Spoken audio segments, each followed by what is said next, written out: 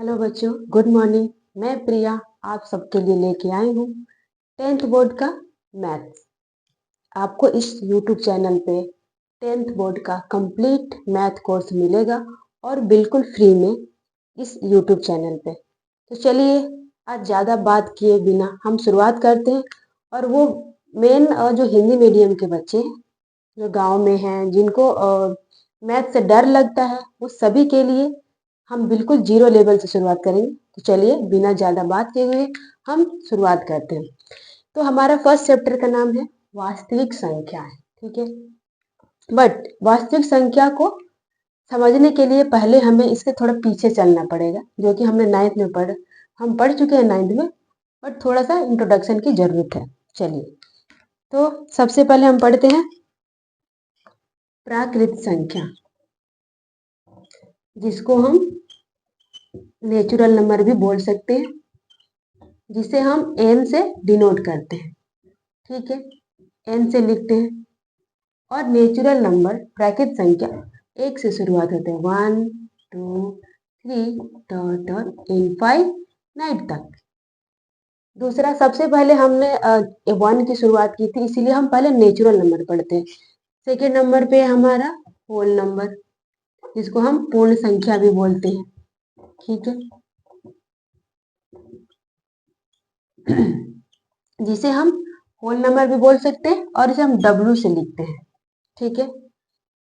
जैसे देखिए जीरो, मान लीजिए कि मेरे पास 2 मार्कर है, किसी के पास 1 मार्कर है, किसी के पास एक भी नहीं है। मान लीजिए आपके पास एक भी नहीं है, तो उसे हम कैसे लिखेंगे? तो इस समस्या को सॉल्व करने के लिए, इस प्रॉब्लम को सॉल्व करने के लिए जीरो की खोज की गई, ठीक है। जैसे 0 1 2 3 डॉट डॉट इनफाइनाइट, इसे हम पूर्ण संख्या बोलते हैं, जो जीरो से शुरुआत है। आप समझ रहे हो कि हम ये क्यों पढ़ रहे हैं। ये सारे जो हमारे वास्तविक संख्या को समझने के लिए बहुत ज्यादा इंपॉर्टेंट है, इसलिए हम पढ़ रहे हैं। थर्ड नंबर पे आएगा आपका पूर्णांक। पूर्णांक क्या होता है, इसको हम समझते हैं। देखिए, पूर्णांक जिसे हम इंटीजर भी बोलते हैं और इसे जेड से लिख सकते हैं, ठीक है। और पूर्णांक संख्या प्लस और माइनस में भी होती है। जैसे आप समझिए ये जीरो हो गया, जीरो से 1 2 3 डॉट डॉट इनफाइनाइट, इधर से -1 -2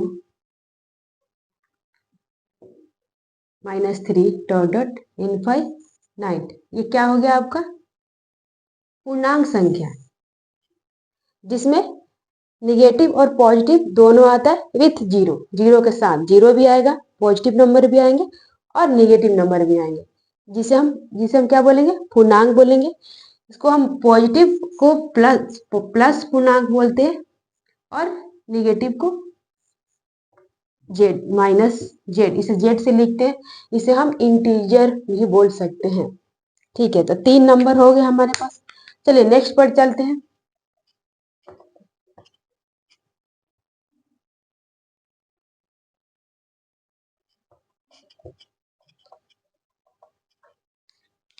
आगे है भिन्न संख्या। 4 नंबर हमने 3 पढ़ लिया। भिन्न भिन्न संख्या, जिसको हम फ्रैक्शन बोलते हैं, भिन्न, ठीक है। भिन्न संख्या इसे हम फ्रैक्शन भी बोल सकते हैं। भिन्न का मतलब, जिसे मान लीजिए कि कोई, यहाँ मान लीजिए कि आपके पास एक केक है, ठीक है। इस केक में से हम क्या करें, इसको पार्ट में डिवाइड करते हैं। हमने 6 पार्ट में डिवाइड किया इसे। सॉरी, ज्यादा मुझे फिगर बनाने नहीं आता है। मान लीजिए ये 2 पार्ट है इसका। तो अगर मुझे बोलना है कि ये पूरे जो हमने क्या था, ये हमारे लिए केक है, इस केक का जो 2 भाग हमने लिया, तो हम इसका 2 भाग लिया, इस पूरा केक भी इसमें शामिल है। तो सिर्फ हम इसे 2 लिख नहीं सकते, सिर्फ 6 लिख नहीं सकते। क्या लिखेंगे इसे हम, इसको 2/6, यानी ये 6 में से 2 पार्ट हमने लिया, यही है भिन्न, ठीक है। ले एक बात हमेशा ध्यान रखना है कि जो भिन्न संख्या है ये कभी निगेटिव में नहीं आती है, ठीक है। आप समझ रहे होगे कि ये तो परिमेय संख्या भी है, क्योंकि आपने 9th में पढ़ा है। दिख तो रहा है परिमेय संख्या जैसा और है भी, बट परिमेय का एक अलग और गुण होता है, हम नेक्स्ट पढ़ेंगे। तो पहले हम इसे देखते हैं फ्रैक्शन को। तो ये क्या हो गया, 2/6 क्या हो गया, फ्रैक्शन हो गया। लिखना है एक पॉइंट, भिन्न कभी भी नकारात्मक यानी कि निगेटिव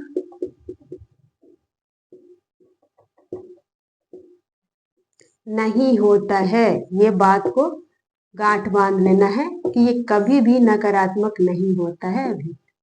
ठीक है, तो आप पूछोगे ये -1/3 क्या है। चलिए हम समझते हैं आगे -1/3 क्या है। तो 4 हो गया हमारा भिन्न संख्या। अब 5 आते हैं परिमेय संख्या। परिमेय संख्या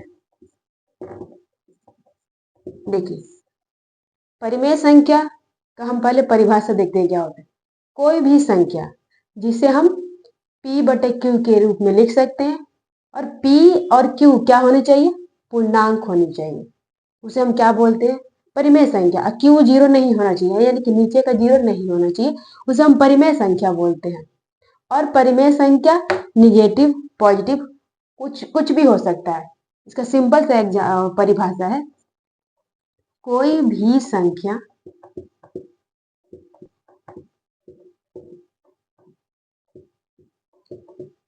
जिसे हम p/q के रूप में लिख सकते हैं,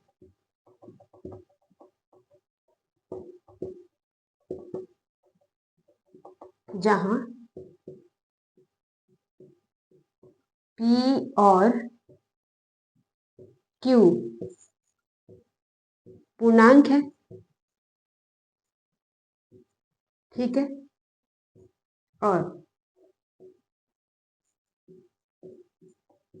q जो बराबर नहीं होना चाहिए 0 के, ये हो गया परिमेय संख्या। चलिए एग्जाम्पल देखिए, देखते हैं।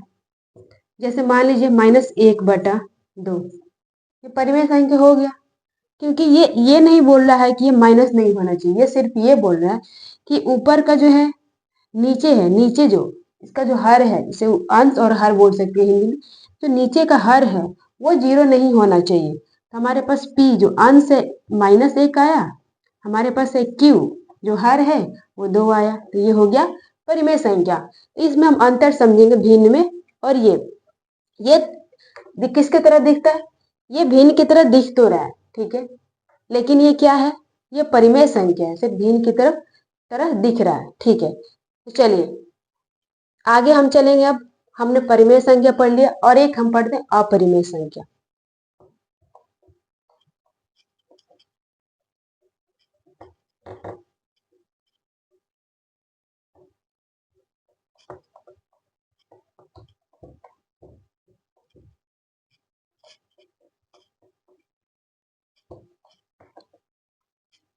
फाइव हो गया हमारा था। 6 नंबर पे हमारे पास क्या है, अपरिमेय संख्या।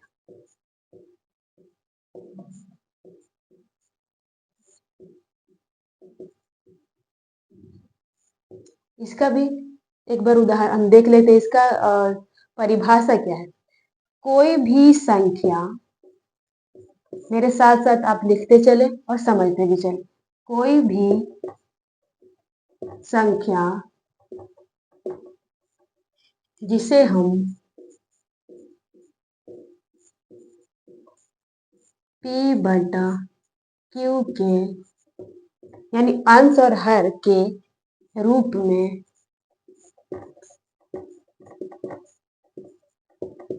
नहीं लिख सकते,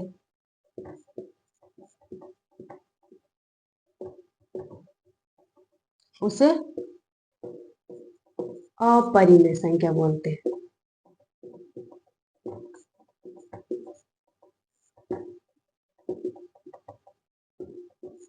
अपरिमेय संख्या कहते हैं।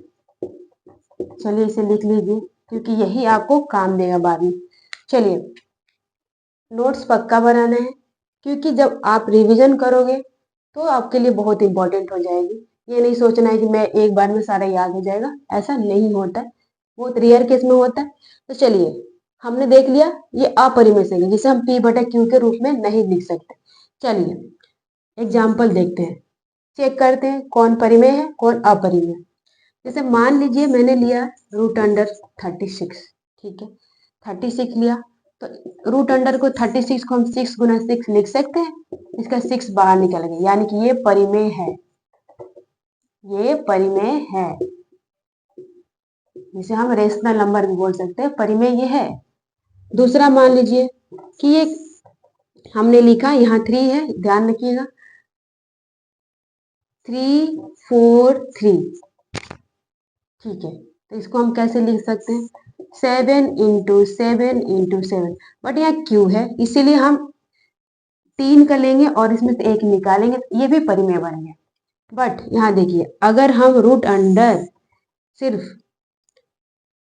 3 4 3 लेते, यहाँ क्यू नहीं है, ठीक है ध्यान रखना, इसको कितना हो जाएगा 7 इंटू 7 इंटू 7, इसमें से क्या निकल पाएगा, कभी भी हम रूट अंडर के लिए डबल जोड़ लेते हैं, ठीक है, तो ये बाहर निकल गया 7 और ये क्या बच गया रूट अंडर 7 बच गया, ठीक है। तो अब देखिए हमने 7 को तो p बटे q के रूप में लिख सकते हैं, जैसे 7 है 7 बटा 1, बट क्या रूट अंडर 7 को लिख सकते हैं, इसको हम परिमेय संख्या में बना सकते हैं, नहीं p बटे q के रूप में नहीं लिख सकते, इसलिए ये क्या हो गया, ये है अपरिमेय संख्या, ठीक है, क्या है ये अपरिमेय।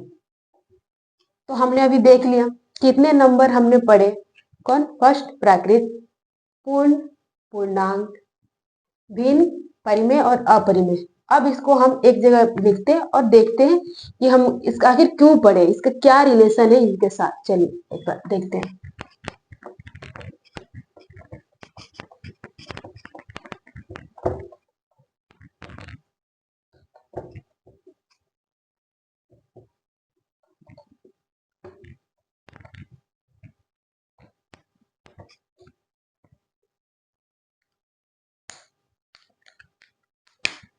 तो यहाँ पे सबसे पहले हमने पढ़ा था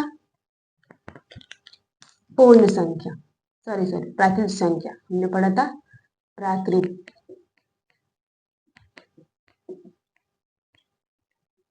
दूसरा नंबर पे है पूर्ण संख्या हमने पढ़ा था, तीसरे नंबर पे पूर्णांक, चौथे नंबर पे भिन्न, पांचवें नंबर पे परिमेय और ये 6 नंबर पे अपरिमेय हमने पढ़ा, ठीक है। देखिए ये है संख्याएं हैं, मान लीजिए ऐसे समझते हैं, पहले समझते हैं कि कोई एक फैमिली है, तो उसमें एक हेड होता है, बाकी फैमिली मेंबर होते हैं, होता है, तो जो हेड होता है कई बार उनका सरनेम चलता है।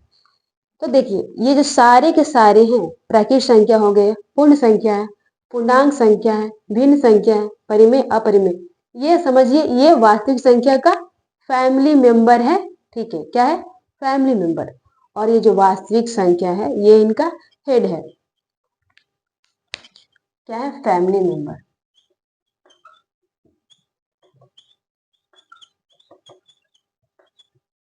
सदस्य परिवार की, और ये जो वास्तविक संख्या है ये हेड है, ये सारे के जितने भी है सब किस में आ जाएंगे, इनके अंडर में, वास्तविक, ये समझने के लिए था, ठीक है।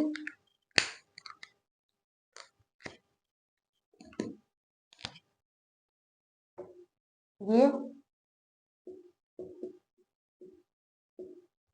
ये वास्तविक संख्या, ठीक है, ये सारे आ जाए। चलिए अब थोड़ा एक और देख लेते हैं भाज्य संख्या, उसके बाद आते हैं हम इसके वास्तविक संख्या के थ्योरम। थोड़ा वास्तविक संख्या को समझते हैं, वास्तविक संख्या किसे बोलेंगे इसका भी एक बार परिभाषा हम देखते हैं कि आखिर वास्तविक संख्या किसे बोलते हैं। तो देखिए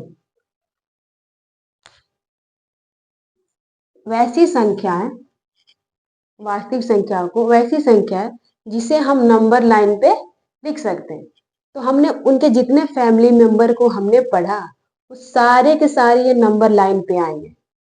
ठीक है, वास्तविक संख्याएं वे संख्याएं जिन्हें हम नंबर लाइन पे लिख सकते हैं, डिनोट कर सकते हैं, ये वास्तविक संख्याएं होंगी। और जो भी हमने पढ़ा था प्राकृत, पूर्ण, पूर्णांक, इंटीजर जिसे हम पूर्णांक बोल रहे थे, भिन्न जिसे फ्रैक्शन बोलते हैं, सारे किस पे आ जाएंगे? नंबर लाइन पे हमारे आएंगे। देखिए ये हो गया 0 1 2 3 डॉट डॉट, मानिए यहाँ इनफाइनाइट है, यहाँ -1 -2 -3 डॉट डॉट माइनस इनफाइनाइट है। तो जीरो क्या था? हमने जीरो से लेके इधर तक पूर्ण संख्या हमने पढ़ा। ये 1 2 3 ये क्या है? प्राकृत संख्या है, तो ये भी नंबर लाइन पे आ गया। ये -1 -2 अगर तीनों मिला देंगे -0 2, ये पूर्णांक हो गए। और हमने परिमेय पढ़ा, देखिए ये दो क्या परिमेय संख्या है? जांच करते हैं तो बिल्कुल है। क्यों है? दो को हम इसे एक लिख सकते हैं। परिमेय का क्या परिभाषा था? जिसे हम p बटे q के रूप में लिख सकते हैं, जिसे हम अंश और हर के रूप में लिख सकते हैं। और कोई भी संख्या के नीचे एक होता है, इसलिए है। तो क्या हो गया? हमने पढ़ लिया, परिमेय को भी लिख लिया। अब भिन्न को देखते हैं, क्या भिन्न को हम इस पे ला सकते हैं? बिल्कुल ला सकते हैं। मान लीजिए 3/2 है, ठीक है, 3/2, इसका कितना आएगा? 1.5। तो 1.5 आ जाइए यहाँ, 3/2 हमने लिख लिया। और 9th क्लास में हमने अच्छे से अपरिमेय संख्या को कैसे लिखते नंबर लाइन पे हमने पढ़ चुके हैं, हम लोग पढ़ चुके हैं। तो इसीलिए चलिए यहाँ तक हो गया। अब आगे चलते हैं।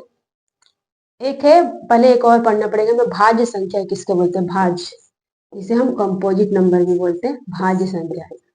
भाज्य संख्या वे होते हैं जिसे हम, वे संख्याएं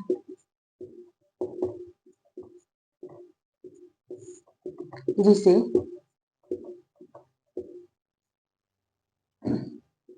अभाज्य संख्याओं के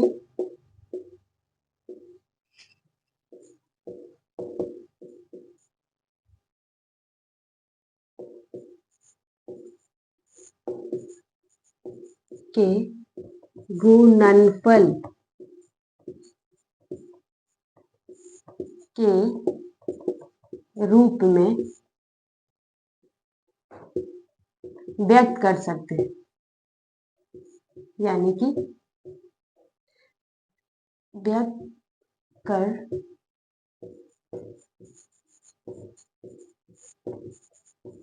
चलिए समझिए, वे संख्या है जिसे हम अभाज्य संख्याओं के गुणनफल के रूप में व्यक्त कर सकते हैं।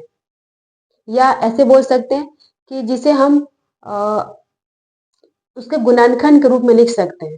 किस कोई संख्या का गुणनखंड, जो कि हमने एलसीएम निकालने का तरीका पढ़ा था, वही है जिसे हम अभाज्य जो संख्या है उसका जो भाज्य संख्या है उन्हें गुणनखंड के रूप में लिख सकते हैं। जैसे देखते हैं, पहले देखते हैं गुणनखंड होता क्या है। गुणनखंड को समझते हैं हम एक बार। गुणनखंड देखिए, जैसे एक हो गया, एक का गुणनखंड क्या है बताइएगा? 2 3 4 5 6। देखिए एक का गुणनखंड देखते हैं, सिर्फ एक, किसी भी संख्या को एक के रूप में गुणनखंडित किया जा सकता है, क्योंकि एक पक्का आता है। दो का 1 2, इसका ओनली 1 गुणनखंड है। इसका 2 का ओनली ओनली 2 गुणनखंड। 1 and 3 से ओनली 2 गुणनखंड। 4 का देखते हैं, 1 हो गया, 2 हो गया, 2, यानी 3, इसका ओनली 3। 5 1 2 ओनली 2। 6 का 1 2 3 ओनली 3, यानी कि यहाँ पे 3 गुणनखंड है। तो यानी कि देखिए, एक का हमें एक मिल रहा है, 2 का 1 और 2 दो गुणनखंड मिल रहा है, 3 का भी 2 ही मिल रहा है हमें, 4 का हमें 3 मिल रहा है। तो भाज्य संख्या जब हम पढ़ेंगे तो भाज्य संख्या इसमें कौन हो सकता है? 4। क्यों 4 है और 6 है, क्यों है ये हम समझते हैं। भाज्य का परिभाषा होता है जिसे मान लीजिए गुणनखंड के रूप में लिख तो सकते हैं, इसका मोर देन 2 यानी 2 से ज्यादा होनी चाहिए, जिसका गुणनखंड 2 से ज्यादा होगा, ठीक है, 2 से ज्यादा होगा, क्या होगा?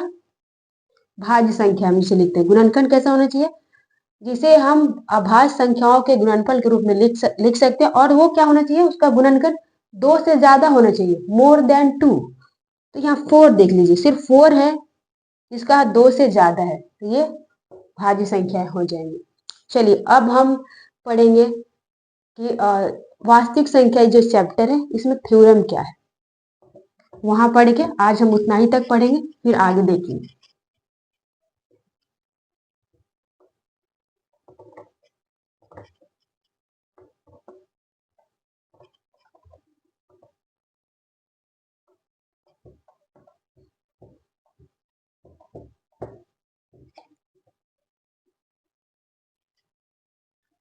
चलिए देखते हैं कि पहला थ्योरम क्या है। अंक गणित की क्या है? परिमेय। क्या है चैप्टर हमारा? देखते हैं चैप्टर का जो पहला क्या हमें देखना है। तो अंक गणित की आधारभूत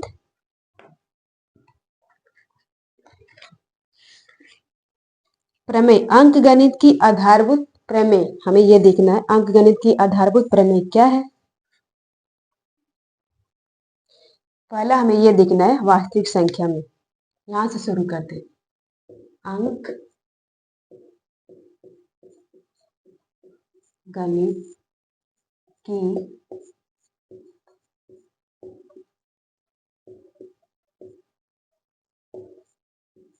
आधारभूत प्रमेय,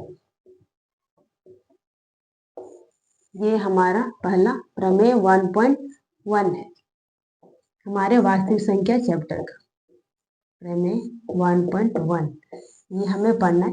अंक गणित की आधारभूत प्रमेय क्या कहता है?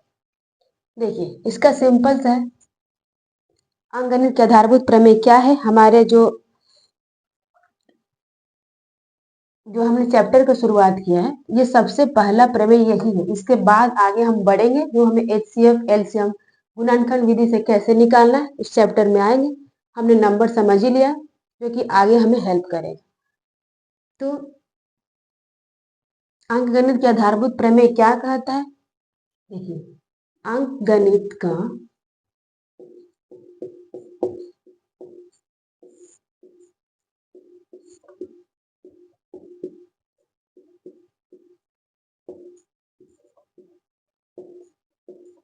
प्रमेय कहता है कि भाज्य संख्याओं को, जो भाज्य संख्या है, भाज्य संख्याओं को उनके भाज्य संख्याओं को अभाज्य संख्या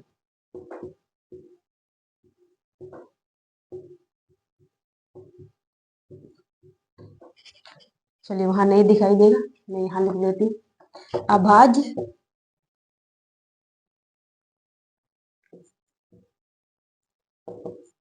संख्या के गुणनफल के रूप में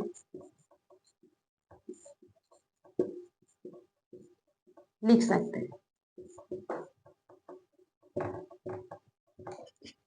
और ये जरूरी नहीं है कि उसका कोई क्रम है, कोई भी क्रम में लिख सकते हैं।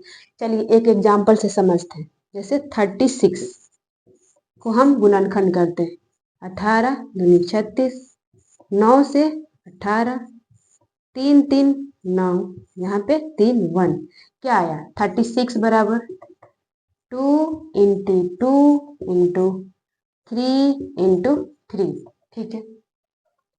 या इसको हम ऐसे भी लिख सकते हैं, 2 इंटू 3 इंटू 2 इंटू 3, ये भी सही है, ये भी सही है, या ऐसे लिख सकते हैं इसे हम 2 3 इंटू 3 इंटू 2 इंटू 2।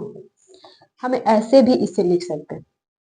तो आज हम इतना ही रहने देते हैं, फिर कल हम इससे आगे पढ़ेंगे। और सबसे पहले हमारी जो बुक है एनसीईआरटी 10th का, उसके एग्जाम्पल बनाएंगे, फिर चैप्टर पे आएंगे। यानी कि एग्जाम्पल के साथ सारे चैप्टर हम पढ़ेंगे और पूरे सिलेबस को कवर करेंगे। आपको इस यूट्यूब चैनल पे फ्री में पूरे 10th का सिलेबस मिलेगा। आपको कोई चिंता करने की बात नहीं है। इस 10th बोर्ड में आपके अच्छे मार्क्स आएंगे, मैं प्रॉमिस करती हूँ। मैं पूरा सिलेबस खत्म करूँगी। ठीक है, धन्यवाद।